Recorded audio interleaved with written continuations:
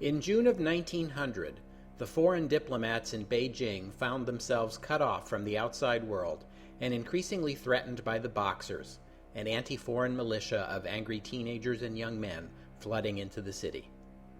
Worse still, the soldiers sent to relieve them have themselves become trapped, surrounded by angry Boxers and hostile Chinese soldiers, and almost out of supplies and ammunition.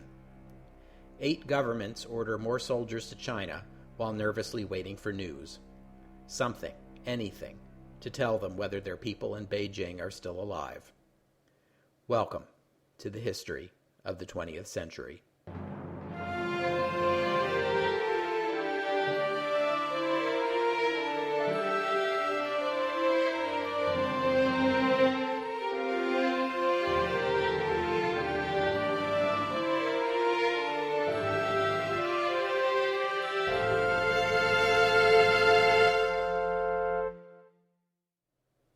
Episode 15, Taels I Win.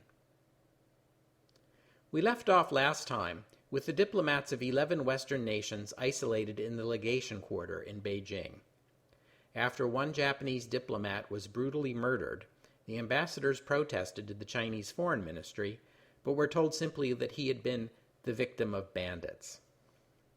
At the same time, the multinational relief force of over 2,000 soldiers has gotten trapped itself between Beijing and Tianjin, almost out of supply and with hundreds of wounded. Neither of these groups can communicate with the other or with the outside world. No one knows their fate. In Beijing, Boxers began burning down Christian churches and mission buildings. The Protestant missionaries and many of their Chinese converts converged on the Methodist mission, as it was the largest and most easily defended. The lead Methodist missionaries in Beijing at this time were Frank and Mary Gamewell. Frank had been a missionary in China for 20 years and had already been besieged once before by a hostile mob in Chongqing. Mary had lived in China for 30 years. Now, I know this sounds like a bad Hallmark Channel movie, but the Gamewells had actually had plans to leave China for a vacation trip on June 5th, but that was the very day the Boxers cut the train line to Tianjin, and so they were forced to stay. Frank Gamewell organized the missionaries in defense of the mission. This group would come to be called the Fighting Parsons. He requested and got 20 Marines from the U.S. Embassy to assist the Parsons and the hundreds of Chinese Christians taking refuge at the mission in constructing trenches and barricades. The German ambassador, Baron von Ketteler, went for a walk on June 12th and encountered a man dressed like a Boxer, along with a younger boy. Von Ketteler attacked them with his cane. The man escaped, but von Ketteler grabbed the boy and dragged him back to the German embassy, where he was killed. News of this attack enraged the already wound-up Boxers. The next day, a mob tried to force its way into the legation quarter, but were driven back by American Marines. The day after that, the Germans drove them back. Hundreds of Boxers were killed in these 2 assaults. Frustrated and outraged, the Boxers fanned out over the rest of the city, attacking Chinese Christians, stores trading in foreign goods, and any other establishment that so much as looked foreign. On June 15th, Boxers also attacked the port city of Tianjin. They began, as usual, by slaughtering Christians and burning churches and stores selling foreign goods. Then they turned their attention to Tianjin's foreign concession neighborhood, where thousands of foreigners lived. It might have been a massacre, but for the timely arrival of 1,700 Russian soldiers and a handful of British and American Marines, who marched into the town and barricaded themselves against Boxer attacks. One of the foreign civilians in Tianjin who assisted in building barricades was an American engineer named Herbert Hoover. Hoover later said, "I do not remember a more satisfying musical performance than the bugles of the American Marines entering the settlement playing 'There'll Be a Hot Time in the Old Town Tonight.'" Wait a minute, is that a cue?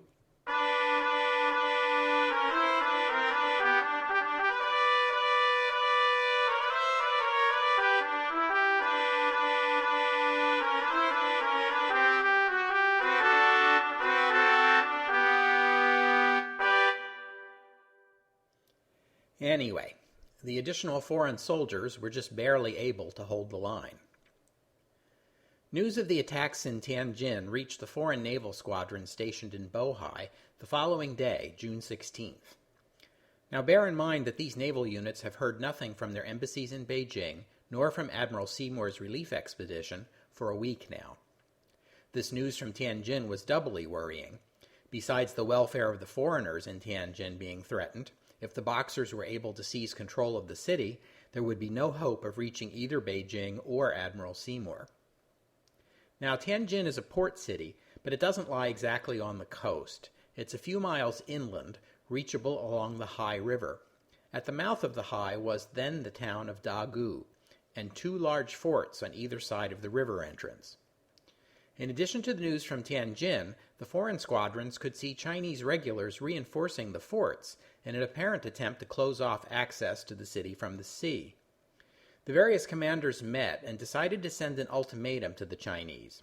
Surrender the Dagu forts within 4 hours or we will attack them. The American commander, Admiral Lewis Kempf, refused to participate because he felt he lacked the authority to, start a war. At 1 a.m. on June 17th, 1 hour before the deadline would have passed, the Chinese forts opened fire on the foreign naval squadrons. 2 Russian ships were damaged. As other ships returned fire, 2 British destroyers slipped past the forts in the confusion and went upriver to where 4 modern Chinese destroyers, recently purchased from Germany, were docked. The British boarded the Chinese destroyers and captured them with no casualties. Back at the forts, a lucky shot from a French ship hit a magazine, creating a huge explosion at one of the forts, which appears to have done a lot of harm to Chinese morale. At dawn, assault teams landed and stormed the forts. By all rights, it should have been a bloody failure, but the Chinese fled and the foreigners seized the forts with minimal casualties. Although the Russians, apparently enraged by the hits on their ships last night, retaliated by sinking an unarmed Chinese merchant ship and then machine gunning the survivors in the water, killing hundreds of innocent Chinese civilians. What was the Chinese government doing during this time? The Empress Dowager's advisors were divided on whether to support or oppose the Boxer uprising. The anti-Boxer faction pointed out that the Chinese government had made solemn commitments to these foreign powers to protect their diplomats and citizens in China, and that to fail to fulfill these commitments would likely lead to retribution. The pro-Boxer faction was worried that the government had a tiger by the tail. To oppose the Boxers might very well turn them against the Qing dynasty. Now, as I mentioned before, the Qing dynasty are ethnically Manchu. You may have heard them referred to as the Manchu dynasty. Manchus are an ethnic minority in China who hail from the far northeastern portion of the country, which, unsurprisingly, is called Manchuria. 90% of the population of China are ethnic Han. This is the ethnic group we in the West generally think of when we think of Chinese, and this is the ethnic group that the Boxers come from. So the possibility that the Boxers might turn on the Qing dynasty and try to restore Han rule if they felt the Qing were not with them in their fight against the foreigners was a very real fear. The Empress Dowager dithered until she heard the news of the attacks on the Dagu forts. The Seymour expedition had been bad enough, moving thousands of soldiers through Chinese territory without permission or even advance notice, but the hostile takeover of the Chinese military installations on the coast was an act of war, no ifs, ands, or buts. So in fine Ceci tradition, the anti-Boxer advisors were executed, and the Empress Dowager was all in with the Boxers. When it was pointed out to her that the Boxers' claimed ability to repel bullets was probably nonsense, she famously replied, "Perhaps their magic is not to be relied upon, but can we not rely on the hearts and minds of the people? Today China is extremely weak.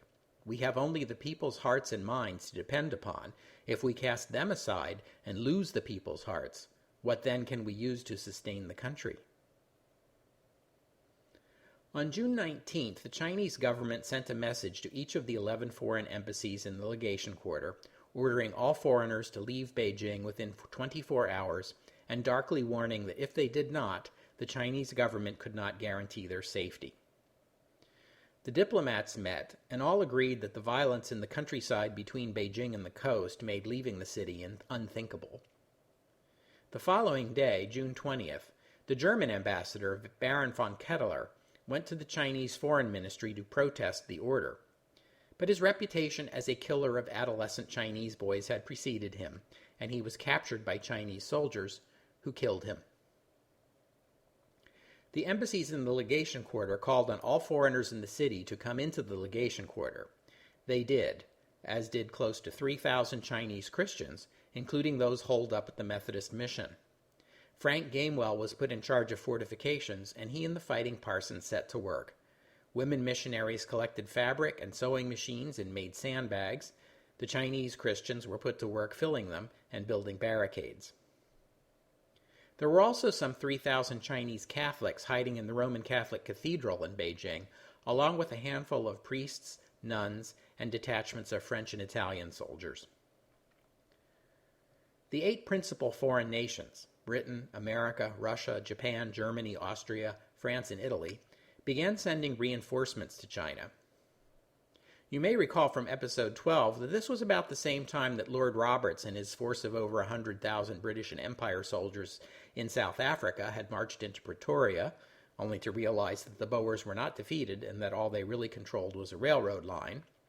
And you may recall from episode 6 that this was about the time that America's war in the Philippines was also switching over to a guerrilla campaign, and the United States had more than half of its total army fighting force in the Philippines.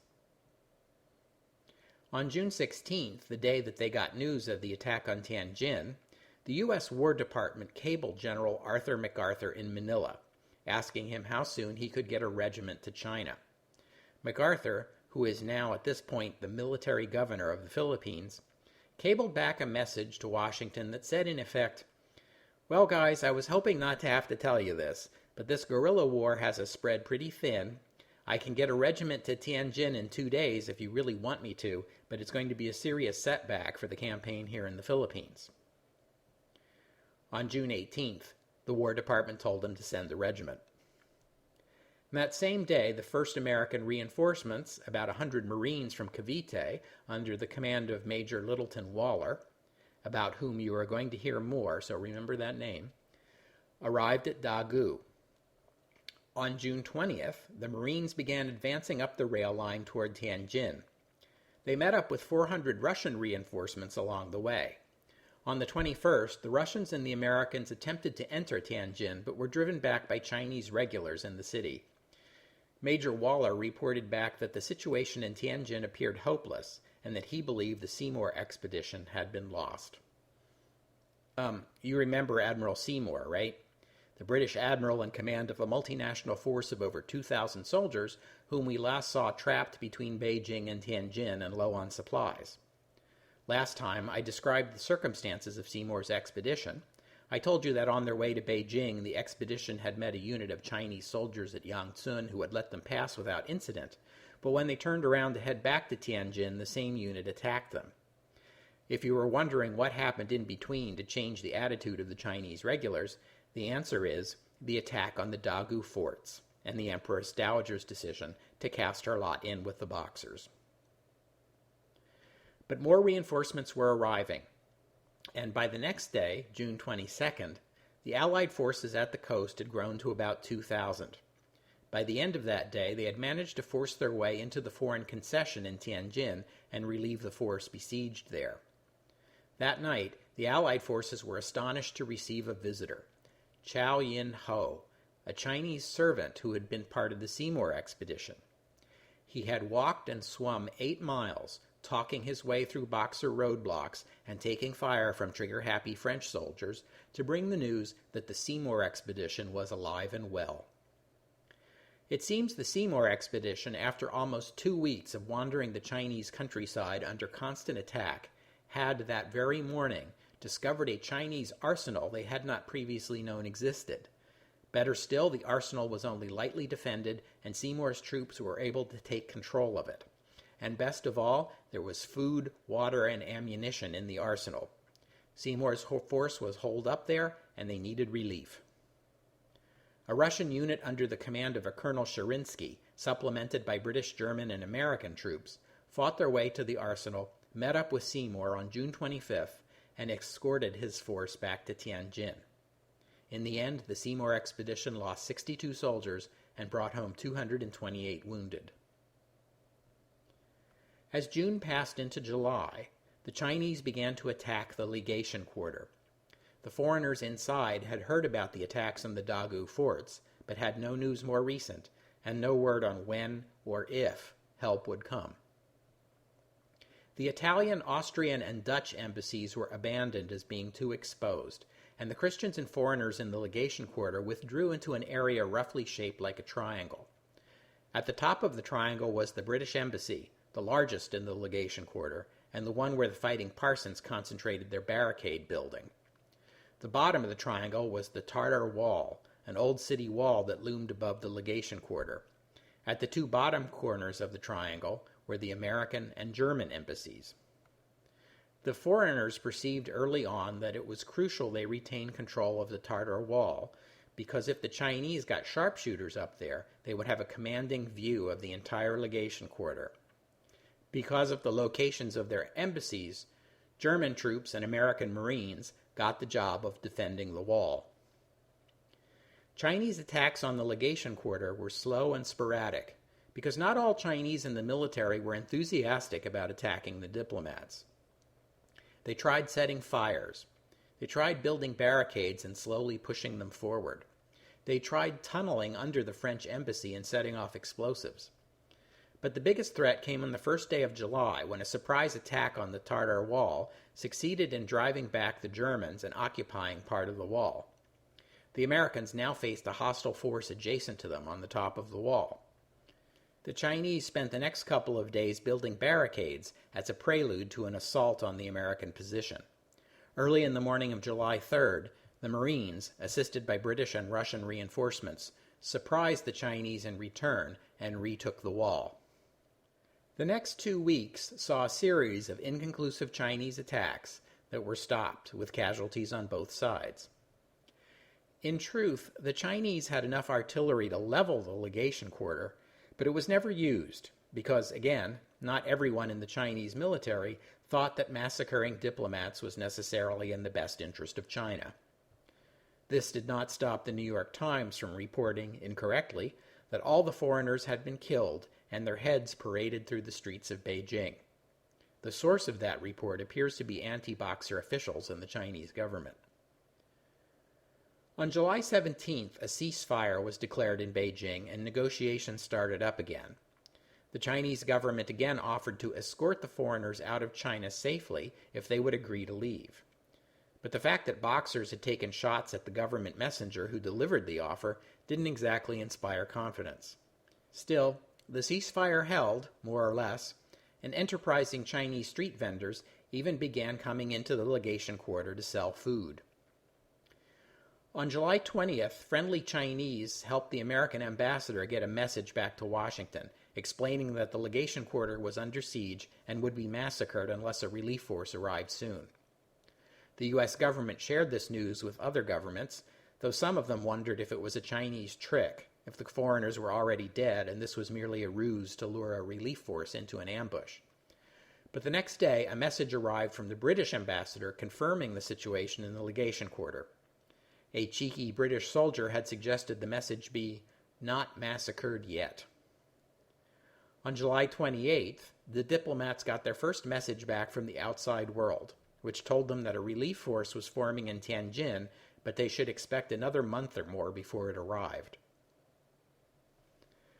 I'm going to take a break here from the war narrative to go to Germany, where our friend Kaiser Wilhelm II is seeing off a unit of German troops on their way to China.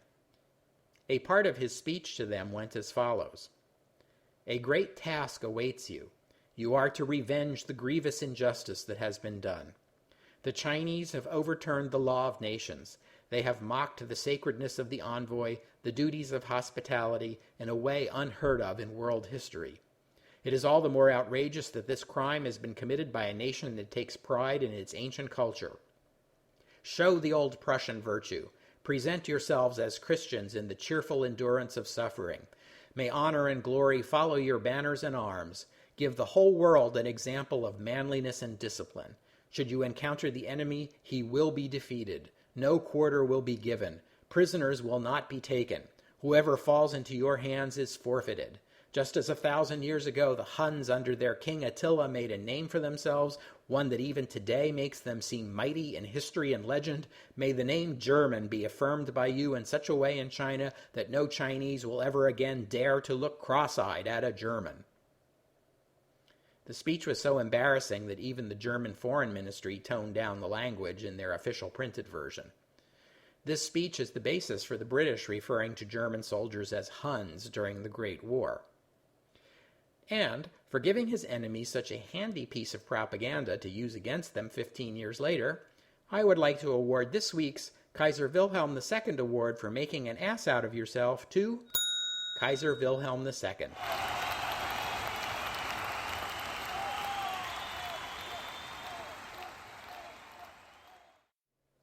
Anyway, any relief force sent to rescue the diplomats in Beijing would have to deal with the situation in Tianjin.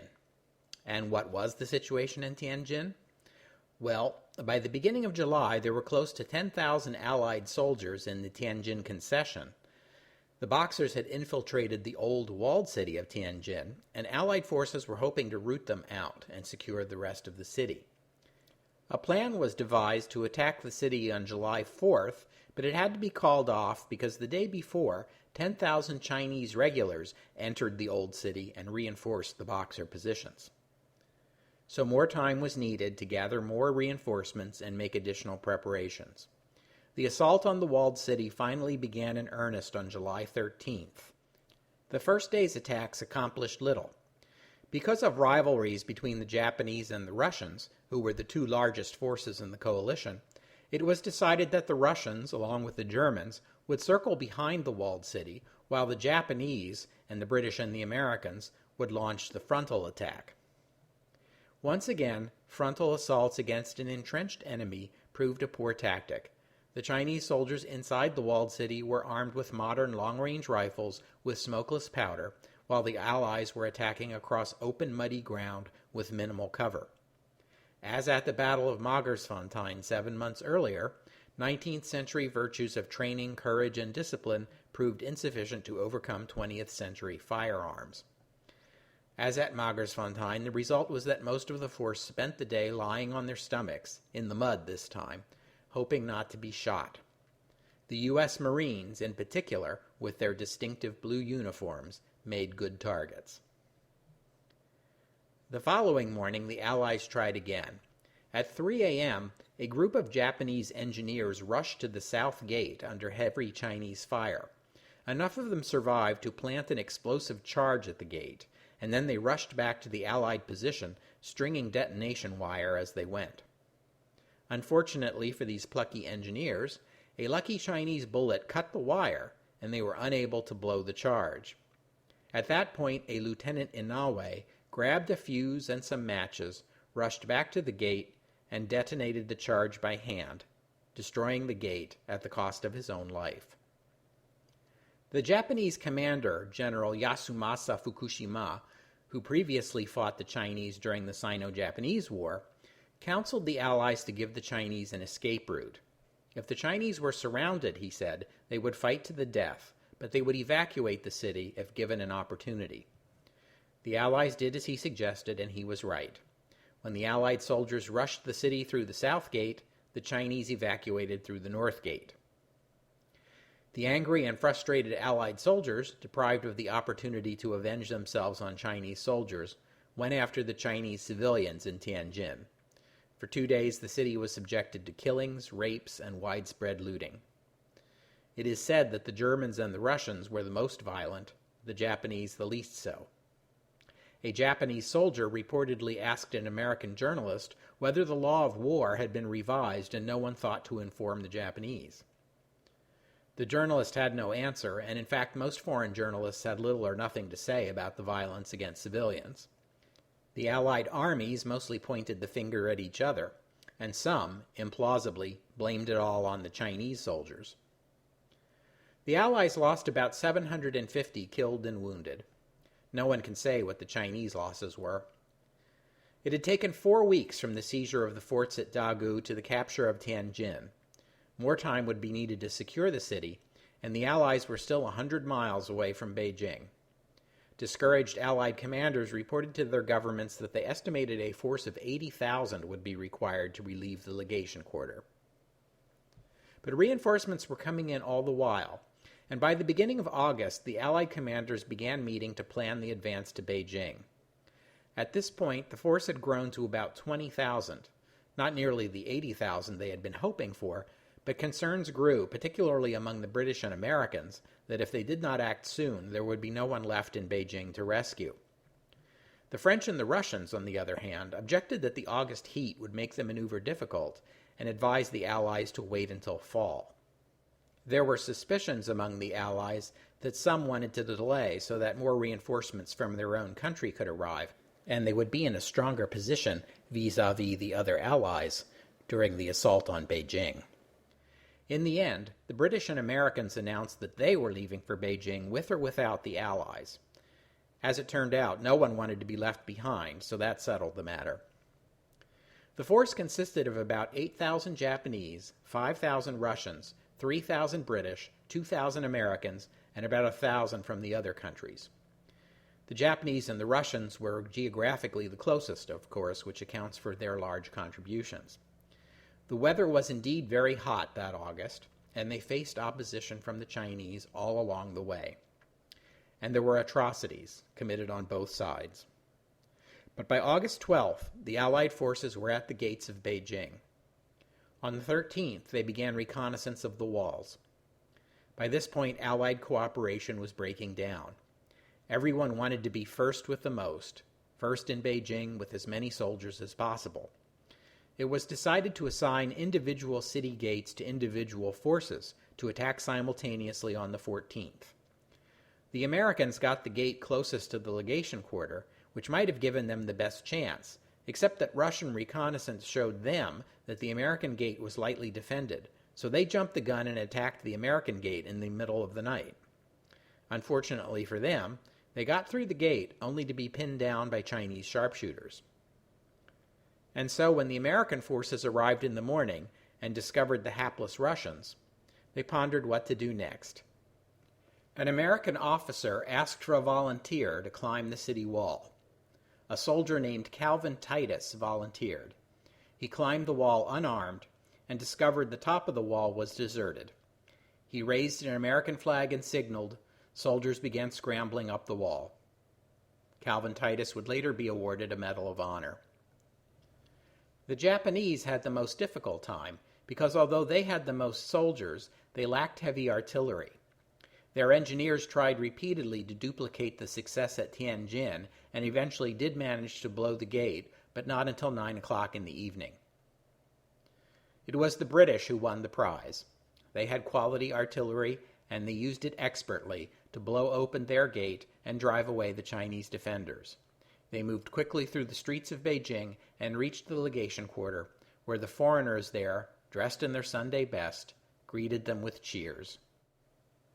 The legation quarter had been relatively quiet since the ceasefire had been declared, except for the final day, August 13th, when the quarter took some small arms and artillery fire. 55 out of the 409 soldiers defending the legation quarter had been killed, as were 13 Western civilians. Again, the number of Chinese casualties and the number of Chinese Christian casualties can only be guessed at. Life in the legation quarter had been difficult for the Western civilians, but not unbearable. They never ran out of food, although toward the end they were down to eating horse meat and dirty rice. Sad to say, the foreigners in the legation quarter did not regard feeding the Chinese Christians as part of their responsibility. The Chinese subsisted on the parts of the horses that the Westerners didn't want, as well as stray dogs and birds, tree bark, and whatever else they could get their hands on. The various embassies had large stocks of liquor, so there was always getting drunk. There were reportedly civilians who spent most of the siege in that condition. The American Marines are widely credited as the best soldiers in the legation quarter, but they were also criticized for heavy drinking and foul language. Of course, this was a long time ago. The Marine Corps is very different nowadays. Following the relief of the legation quarter, the Allied forces fanned out across the city, ostensibly to secure it, but also to engage in massive murder, rape, and pillage. Foreign civilians joined in, even missionaries and diplomats. One American diplomat reportedly collected a railroad car's worth of loot. The Allied troops did relieve the Catholic cathedral. On August 15th, the Empress Dowager and the Emperor fled the city, disguised as peasants, escorted by the Gansu braves. The Guangxu Emperor did not want to leave. He wanted to stay behind and negotiate with the foreigners. But the last thing the Empress Dowager wanted was foreigners cutting a deal with the Emperor, so she forced him to come along. One story, which may or may not be true, claims that the Emperor's favorite concubine intervened personally with the Empress Dowager to beg that the Emperor be permitted to remain in the city. In classic Cixi fashion, the Empress Dowager reportedly ordered the young lady thrown down a well. The Empress Dowager and the court were in exile for over a year, until September 1901, when China and the Alliance signed the agreement that history knows as the Boxer Protocol. In the meantime, foreign troops ransacked Beijing and northeastern China, looting the countryside and killing anyone they thought might have been a Boxer. The Boxer Protocol required the execution of 10 government officials who had supported the Boxers and required China to pay reparations of 450 million taels over the next 40 years. That would be 1 tael for each citizen of the Chinese Empire. A tael is a Chinese unit of silver and is worth something like $25 in our money. With interest, China paid out a total of something like $20 billion. The death totals for the Boxer uprising look something like this: about 200 Western missionaries, including wives and children, and about 2,500 Western soldiers. On the Chinese side, no one can say with certainty, but the numbers are surely appalling. About 2,000 Chinese soldiers, 20 to 30,000 Chinese Christians, thousands of civilians killed by Western soldiers, tens of thousands of civilians killed by Boxers, and God only knows how many Boxers. The total number of Chinese deaths is surely well over 100,000.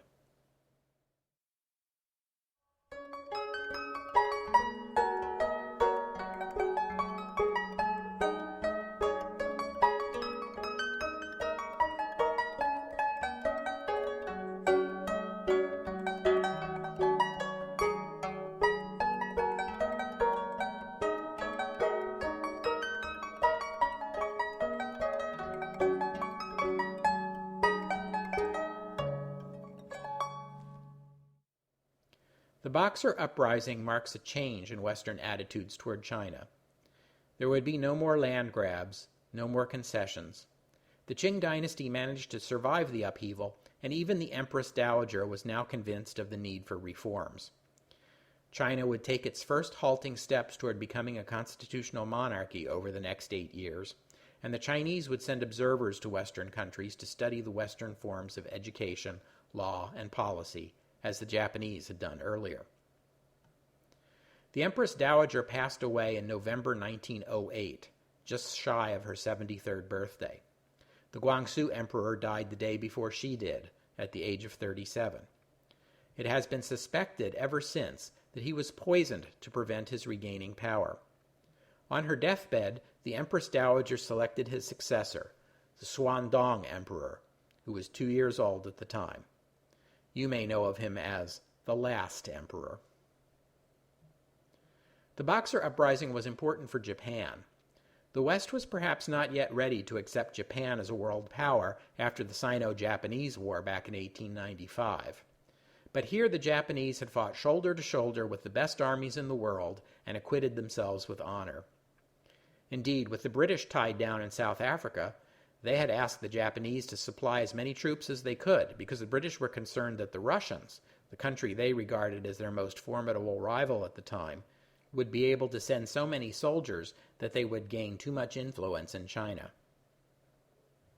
The Russians were building the Trans-Siberian Railroad during this time, and one of the concessions they had gotten from China was for a rail line across Manchuria to Vladivostok, with a branch line down to Port Arthur.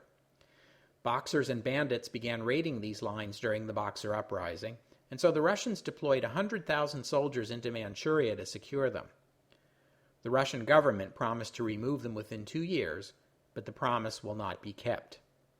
This will have consequences for Russia's relationship with Japan. The Boer War had convinced the British that their previous policy of isolation and avoiding alliances was no longer practical. The British had sounded out the Germans, who had been proposing alliances just a few years earlier, but the German attitude had changed.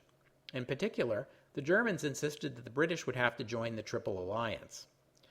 The British had wanted a bilateral alliance with Germany.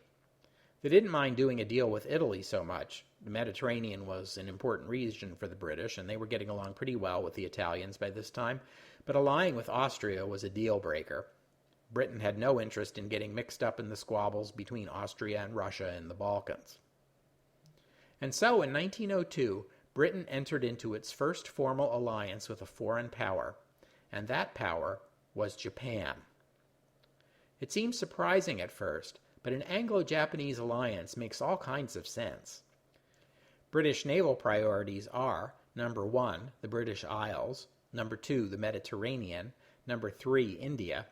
The Far East comes a distant fourth. But Britain has important interests there. The Japanese are right there on the scene, and they're a valuable counterweight against the Russians. The Boxer Uprising was a watershed moment in U.S. history. William McKinley became the first U.S. president to send American soldiers into combat in a foreign country without a declaration of war or other authorization from Congress. He would not be the last. The deaths of so many missionaries came as a shock to many Westerners who had assumed that their missionaries were saintly and beloved, and awareness began to grow that missionaries might actually be an impediment to peaceful international relations. Over the next decades, many missionary organizations would rethink their approach and would begin to emphasize the provision of food, health care, and education to the needy over racking up converts. Also on the subject of missionaries, on December 24, 1900, the New York Sun reported, "The Reverend Mr. Ament of the American Board of Foreign Missions has returned from a trip which he made for the purpose of collecting indemnities for damages done by the Boxers. Everywhere he went, he compelled the Chinese to pay. He says that all his native Christians are now provided for.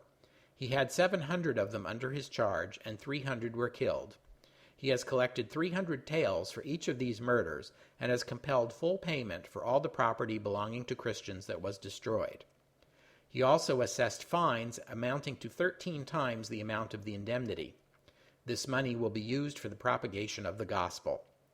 Mr. Ament declares that the compensation he has collected is moderate when compared with the amount secured by the Catholics, who demand, in addition to money, head for head. They collect 500 taels for each murder of a Catholic. In the Wenchu country, 680 Catholics were killed, and for this the European Catholics here demanded strings of cash and 680 heads." The American writer Mark Twain, who you may recall was an outspoken opponent of American imperialism in the Philippines, commented caustically on the Sun piece. "By happy luck, we get all these glad tidings on Christmas Eve, just in time to enable us to celebrate the day with proper gaiety and enthusiasm. Our spirits soar, and we find we can even make jokes. Tails I win, heads you lose. Mr. Ament's financial feat of squeezing a 13-fold indemnity out of the pauper peasants to square other people's offenses, thus condemning them and their women and innocent little children to inevitable starvation and lingering death, in order that the blood money so acquired might be used for the propagation of the gospel, concrete a blasphemy so hideous and so colossal that without doubt its mate is not findable in the history of this or any other age. Sometimes an ordained minister sets out to be blasphemous. When this happens, the layman is out of the running. He stands no chance." We'll have to stop there for today, but I hope you'll join me next week for the history of the 20th century, as we return to the United States. Now that the war in the Philippines has wound down, what's next for America? And whose toes is Theodore Roosevelt stepping on this time? That's next week on the history of the 20th century. Oh, and one more thing. In 2008, on the 100th anniversary of the death of the Guangxu Emperor, the emperor's remains were exhumed and tested. High levels of arsenic were found, pretty much clinching that he had been poisoned, probably by Yuan Shikai, a Chinese general and governor of Shandong province during the Boxer Uprising. Back in the days of the 100 Days Reform, Yuan had betrayed the emperor and assisted Cixi in her palace coup. The emperor never forgave him for that, and it was well known that the emperor planned to have Yuan executed when he was restored to power. The emperor left instructions in his will that in the event he died first, Yuan should be put to death. These instructions were never followed.